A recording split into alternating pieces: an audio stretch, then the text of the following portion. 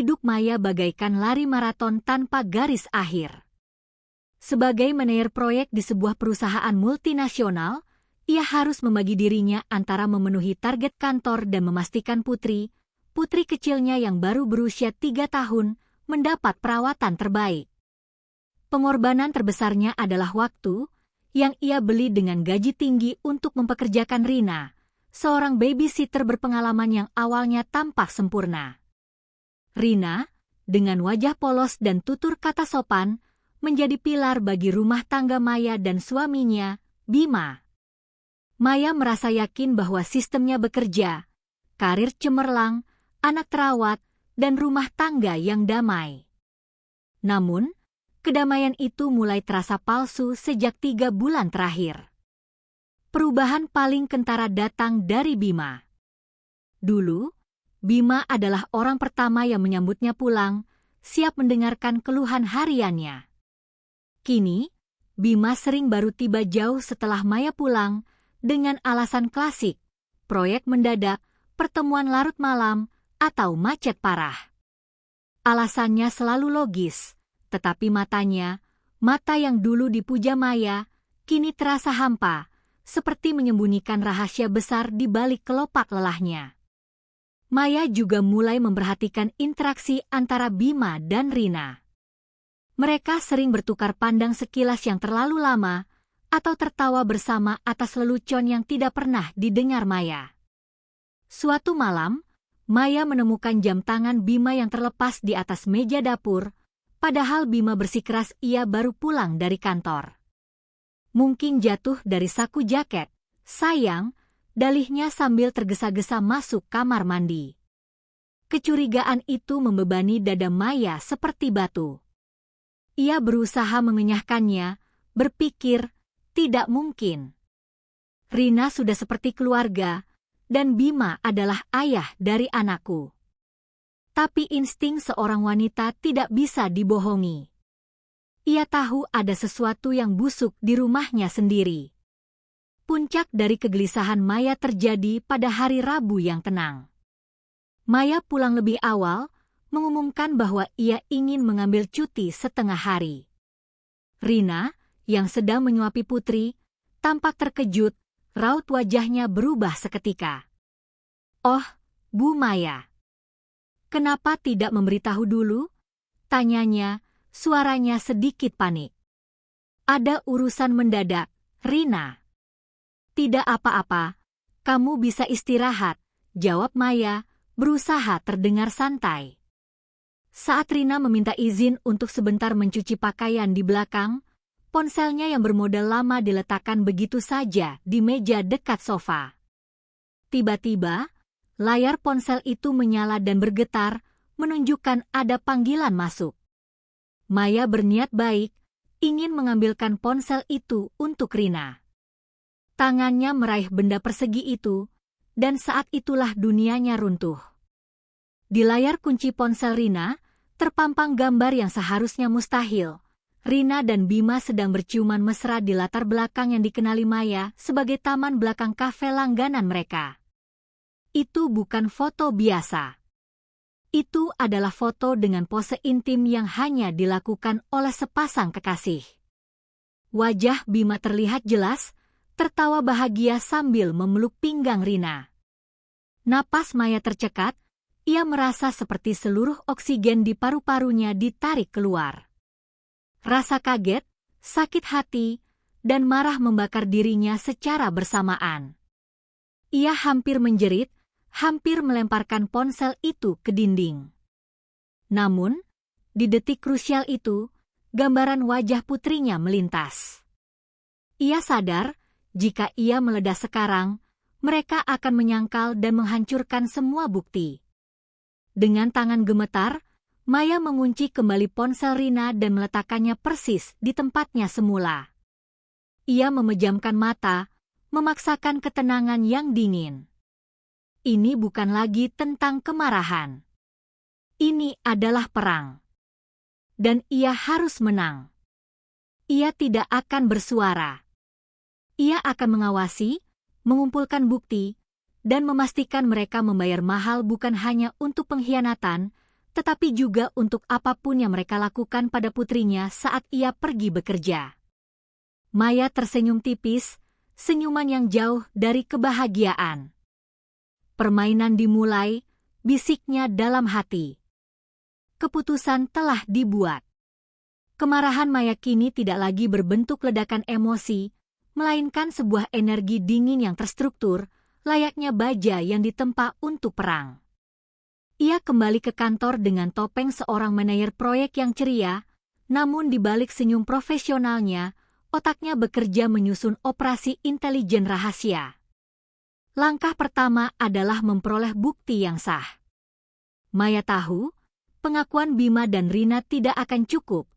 Ia membutuhkan rekaman visual yang tak terbantahkan untuk mengamankan perceraian tanpa celah dan, yang paling utama, hak asuh penuh atas putri.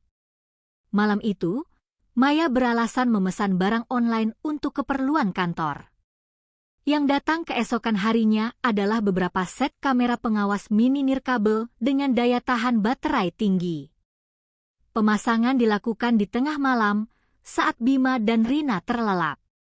Maya bergerak seperti hantu, menanamkan kamera berukuran kancing baju di tempat-tempat strategis. Di dalam patung kecil di ruang keluarga, tersembunyi di rak buku yang menghadap langsung ke ruang bermain putri, dan di atas bingkai foto di lorong yang menghubungkan kamar tidur utama. Pemasangan paling sulit adalah di ruang bermain putri. Setiap sentuhan pada mainan anaknya memberinya kekuatan baru untuk melanjutkan rencana kejam ini. 3 hari pertama adalah masa penantian yang menyiksa. Maya harus berakting seolah-olah semuanya normal. Ia masih menyiapkan kopi untuk Bima, dan bahkan sesekali memuji Rina atas kebersihan rumah. Kontras antara penampilan luarnya yang tenang dan badai kebencian di dalam hatinya hampir membuatnya gila. Akhirnya, hasilnya datang.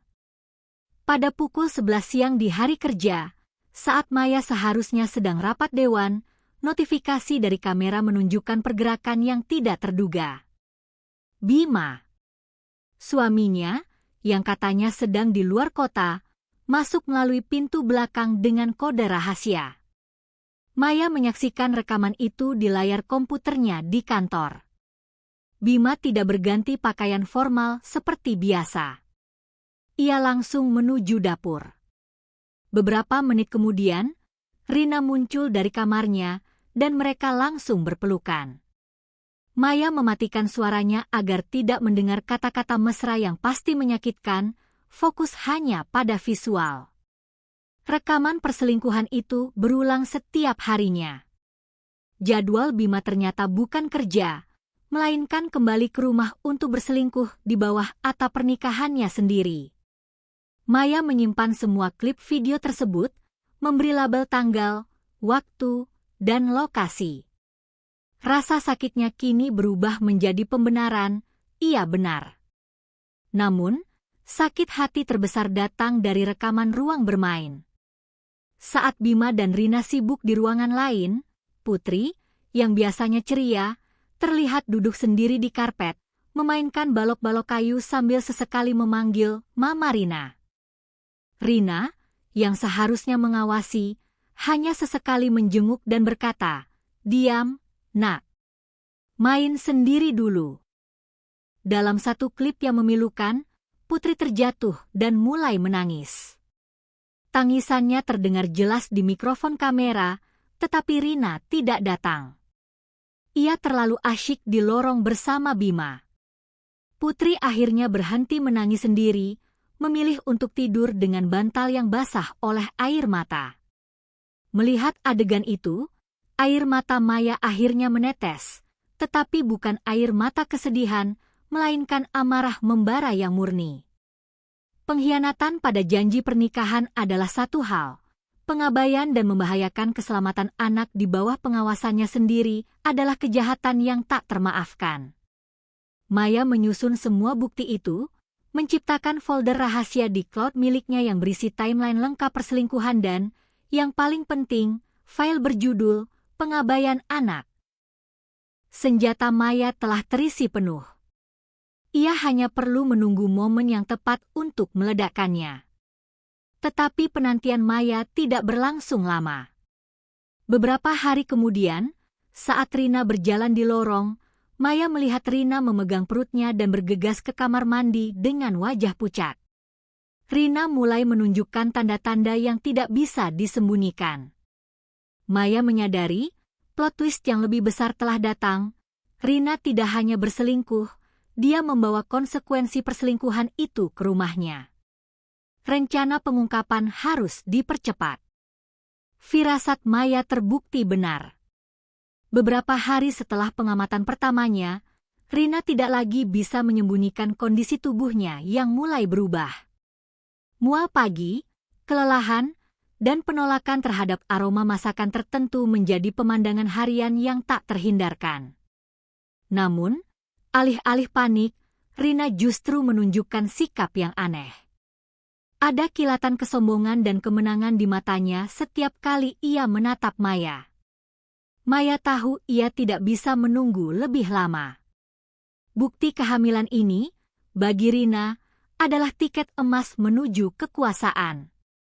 Momen pengakuan itu terjadi saat sarapan. Bima tampak gelisah, sesekali menyentuh tangan Maya seolah ingin bicara, tetapi lidahnya keluh. Rina, di sisi lain, duduk dengan punggung tegak dan dagu terangkat. Bu Maya, Rina memulai, suaranya kini terdengar lebih berani dari biasanya. Saya mau bicara penting. Saya hamil. Maya pura-pura terkejut, menoleh pada Bima dengan ekspresi terluka. Bima, apa ini benar? Bima hanya menunduk, menggumamkan kata maaf yang terdengar lemah dan tidak berarti. Maaf, sayang. Ini terjadi begitu saja. Namun, pengakuan itu hanyalah awal. Merasa sudah memegang kartu as, seorang bayi Bima, Rina mulai melunjak dan menunjukkan kesombongan yang tak terhingga. Ia tidak lagi meminta izin, melainkan memberi perintah. Menu makan malam harus diubah sesuai keinginannya. Ia mulai meninggalkan pekerjaan mengurus putri, menganggap dirinya terlalu mulia untuk mengganti popok. Bima, aku lelah. Biar Maya yang mengurus dapur. Dia kan tidak hamil, katanya suatu sore di depan Maya, seolah Maya adalah pelayan. Bima, yang terperangkap dalam jaringnya sendiri, hanya bisa menuruti Rina. Ia takut pada Maya, tetapi lebih takut kehilangan calon anak yang dianggapnya sebagai peluang kedua dalam hidup. Ia mulai menyalahkan Maya atas keretakan rumah tangga mereka. Seandainya kamu tidak terlalu sibuk dengan karir, ini tidak akan terjadi, cibirnya. Puncaknya terjadi pada Jumat malam. Rina duduk di sofa ruang tamu, sofa favorit Maya, dengan kaki terangkat. Ia memanggil Maya, yang baru saja selesai menidurkan putri.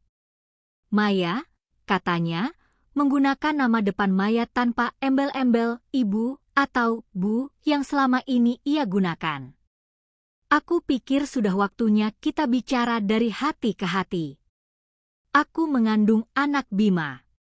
Cepat atau lambat, dia akan menjadi suamiku. Aku sarankan kau mulai mencari tempat tinggal baru. Rumah ini, posisiku, akan menjadi milikku. Maya menatapnya. Kesombongan Rina begitu murni, begitu buta, hingga hampir terlihat lucu. Rina sungguh percaya bahwa hanya karena ia hamil, ia bisa menghapus semua yang telah dibangun Maya. Kau kira aku akan diam saja? Tanya Maya, suaranya rendah dan menusuk. Rina tertawa meremehkan. Tentu saja. Kau mencintai Bima, dan kau tidak akan mau anakmu kehilangan ayahnya. Lagi pula, apa yang bisa kau lakukan? Kau hanya punya uang, tapi aku punya darah dagingnya. Tantangan itu, kata-kata terakhir yang meremehkan itu, adalah yang ditunggu-tunggu Maya. Rina telah melintasi batas. Ia telah mengubah permainan dari perselingkuhan pribadi menjadi perebutan kekuasaan yang terbuka. Maya tersenyum, senyum yang sama dinginnya dengan malam ia memasang kamera tersembunyi. Baiklah, Rina. Karena kau sudah menantangku, aku akan menjawab tantanganmu. Kau tidak tahu siapa yang kau hadapi, jawab Maya. Ia berdiri tegak, memancarkan aura manajer proyek yang siap memecat seluruh dewan direksi. Kau benar, ini saatnya bicara dari hati ke hati. Dan aku akan tunjukkan siapa nyonya rumah sebenarnya. Pagi setelah tantangan sombong Rina, suasana rumah terasa sangat dingin, kental dengan ketegangan yang hanya dirasakan oleh Maya. Bima dan Rina masih berlagak seperti mereka yang memegang kendali, sesekali saling melempar senyum kemenangan. Mereka tidak tahu bahwa Maya telah mengatur janji temu di ruang keluarga, bukan untuk menyerah, melainkan untuk menjatuhkan palu godam. Tepat pukul 10 pagi, Maya sudah duduk di kursi utama meja bundar ruang keluarga. Ia mengenakan blazer kerjanya, simbol kekuasaan dan independensi finansialnya. Di depannya, ia meletakkan sebuah laptop perak tipis. Ketika Bima dan Rina datang, mereka berdiri dengan postur angkuh, seolah-olah mereka adalah hakim yang menunggu terdakwa. Baiklah, kita mulai, kata Maya, suaranya datar, tanpa getaran. Rina, kau bilang ingin mengambil posisiku. Bima, kau bilang aku terlalu sibuk, jadi kau mencari hiburan di tempat lain. Itu klaim yang menarik. Sekarang, mari kita lihat fakta-fakta yang sebenarnya. Maya memutar laptopnya menghadap mereka. Gambar pertama yang muncul adalah wallpaper ponsel Rina, foto mesra Bima dan Rina yang menjadi awal mula semua ini. Wajah Bima langsung pucat pasi. Rina mencoba mengelak. Itu hanya foto, Bu. Itu editan. Kami hanya... Tunggu, potong Maya. Dengan satu klik, ia memutar klip video.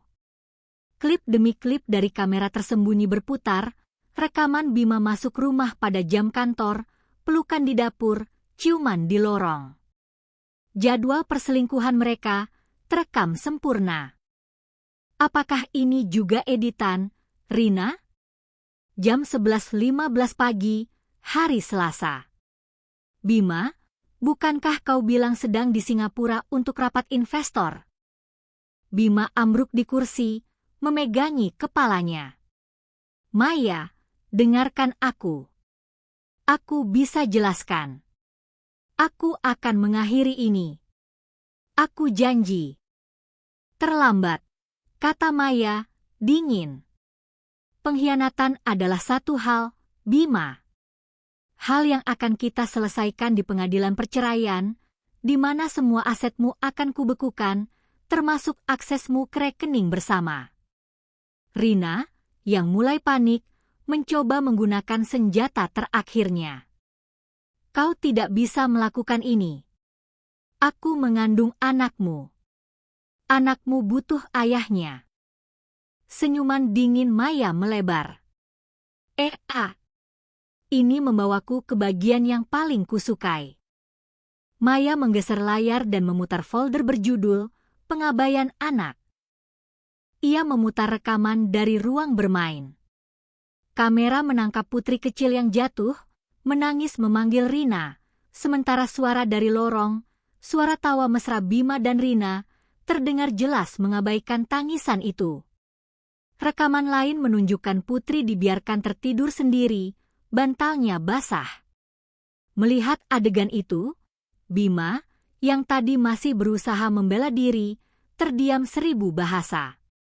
Wajahnya tidak lagi pucat, tetapi merah menahan malu dan penyesalan. Pengabaian anaknya sendiri adalah hal yang paling memukulnya. Aku mencarikan pengasuh untuk memastikan anakku aman dan terawat, tetapi kalian berdua justru menggunakan rumah ini sebagai motel, sambil membiarkan putri menangis sendirian, desis Maya, suaranya bergetar karena emosi yang tertahan. Kalian membahayakan anakku demi nafsu murahan kalian. Itu adalah kejahatan, bukan cinta. Maya menutup laptopnya. Permainan telah berakhir. Putuskan hubungan apapun yang kalian miliki denganku dan rumah ini sekarang, perintah Maya. Aku sudah menyiapkan surat pengusiran. Aku tidak akan memenjarakanmu atas pengabaian anak, tetapi aku akan memastikan kalian tidak memiliki apa-apa. Kau, Rina, kupecat tanpa pesangon. Kau, Bima, aksesmu ke semua rekening dan kartu kredit telah diblokir. Kau punya waktu 10 menit untuk mengambil beberapa pakaian dan barang pribadi kalian. Setelah itu, kalian diusir. Bima mencoba memohon, Rina mencoba mengancam, tetapi tatapan Maya tidak menunjukkan belas kasihan. Itu adalah tatapan seorang eksekutif yang sedang menutup kesepakatan yang menguntungkan. 10 menit kemudian, Maya menyaksikan dari balik jendela ruang kerjanya. Bima dan Rina, dengan wajah hancur dan satu tas jinjing berisi pakaian kotor, diantar keluar dari gerbang rumah oleh petugas keamanan. Mereka saling menyalahkan, berteriak satu sama lain di pinggir jalan. Mereka pergi, kehilangan rumah, uang, dan martabat. Maya tidak merasakan kemenangan, hanya kelegaan yang dingin. Ia berbalik dan berjalan menuju kamar putri. Perang telah usai. Pembalasan telah dimulai. 6 bulan telah berlalu sejak hari pengusiran itu. Bagi Maya, hari-hari sejak Bima dan Rina pergi adalah proses pembersihan diri yang menyakitkan namun sangat diperlukan. Rumah yang dulu terasa dingin dan penuh kebohongan kini terasa lapang dan hangat, diisi hanya oleh tawa putri dan ketenangan Maya sendiri. Maya memenangkan gugatan cerai dengan cepat dan mutlak. Bukti perselingkuhan dan pengabaian anak yang ia kumpulkan membuat Bima tidak memiliki celah untuk menuntut apapun. Maya tidak lagi memikirkan Bima, melainkan memfokuskan seluruh energinya pada karir dan, yang paling penting, pada putrinya. Ia mengurangi jam kerjanya, mempekerjakan seorang pengasuh baru yang ia awasi dengan ketat, dan mendedikasikan sore hari untuk bermain bersama anaknya. Maya bukan hanya pulih, ia berkembang. Ia menjadi pribadi yang lebih kuat, lebih bijaksana, dan lebih kaya, baik secara materi maupun batin. Di sisi lain, kehidupan Bima dan Rina adalah cerminan dari kehancuran instan. Diusir tanpa uang dan akses keuangan, Bima tidak punya pilihan selain mencoba mencari tempat tinggal murah dan pekerjaan serabutan. Statusnya sebagai pengkhianat dan fakta bahwa ia memiliki calon anak dari selingkuhannya membuat ia dihindari oleh teman-teman dan mantan kolega. Kehamilan Rina yang tadinya dianggap tiket emas, kini menjadi beban yang memberatkan. Mereka terpaksa berpindah-pindah, dari menumpang di rumah kerabat jauh yang sinis, hingga akhirnya terdampar di kontrakan kumuh di pinggiran kota. Hubungan mereka, yang didasari nafsu dan ambisi, hancur di bawah tekanan kemiskinan dan ketidakpastian. Mereka saling menyalahkan. Bima menyalahkan Rina karena terlalu sombong, dan Rina menyalahkan Bima karena tidak becus menjadi pria kaya. Bayi yang dikandung Rina tidak lagi dianggap sebagai anugerah, melainkan pengingat pahit akan kebodohan mereka. Pembalasan terakhir, yang sesungguhnya tak direncanakan Maya, terjadi pada suatu sore saat ia membawa Putri ke sebuah taman kota yang ramai. Putri sedang asyik berlarian, dan Maya duduk santai di bangku sambil mengawasinya. Tiba-tiba, mata Maya menangkap 2 sosok lusuh yang sedang mengais sisa makanan dari tempat sampah umum, tampak letih dan tak terawat. Jantung Maya sempat berdebar, tetapi tidak karena takut atau sakit, melainkan karena pengakuan dingin. Itu adalah Bima dan Rina. Rina, yang perutnya membesar dan wajahnya terlihat kuyu, menyentakkan tangan Bima yang mencoba mengambil sepotong roti bekas. Pakaian mereka tampak kotor dan compang-camping. Mereka benar-benar tampak seperti gelandangan. Saat Rina berbalik, matanya bertemu dengan mata Maya. Rina terkejut, ekspresinya memancarkan rasa malu dan keputusasaan. Bima, melihat keberadaan Maya yang elegan dan sukses, segera mendekat. "Maya, maafkan aku, sayang," Bima memohon, suaranya serak. "Tolong, kami kelaparan. Aku tahu aku salah, tapi tolong, demi anak ini." Maya menatap mereka, tanpa beranjak dari tempat duduknya. Ia melihat Rina yang mulai menangis, memegangi perutnya. Namun, Maya tidak merasakan empati. Ia hanya mengingat Putri, anak tak berdosa yang mereka biarkan menangis sendirian. "Aku sudah memberimu kesempatan untuk menjadi seorang ayah yang bertanggung jawab," kata Maya, suaranya tenang dan jauh. "Aku sudah memberimu segalanya. Kalian memilih jalan kalian sendiri. Kalian melukai anakku, dan aku telah memastikan kalian mendapatkan apa yang pantas kalian dapatkan." Tanpa menunggu jawaban, Maya berdiri. Ia menggandeng tangan Putri yang datang menghampirinya. "Ayo, sayang. Kita pulang." Maya berbalik, berjalan pergi tanpa menoleh ke belakang. Di belakangnya, ia mendengar isakan Rina dan gumaman keputusasaan Bima. Keadilan telah ditegakkan. Bukan melalui kekerasan atau drama, melainkan melalui konsekuensi logis dari pilihan mereka. Di bawah langit senja, Maya berjalan menuju mobil mewahnya, membawa putrinya menuju kehidupan yang lebih baik. Bima dan Rina ditinggalkan di belakang, menjadi bayangan kegelapan dari kesalahan mereka, terlunta-lunta di jalanan, persis seperti yang diinginkan Maya. Babak baru telah dimulai, dan Maya akhirnya bebas.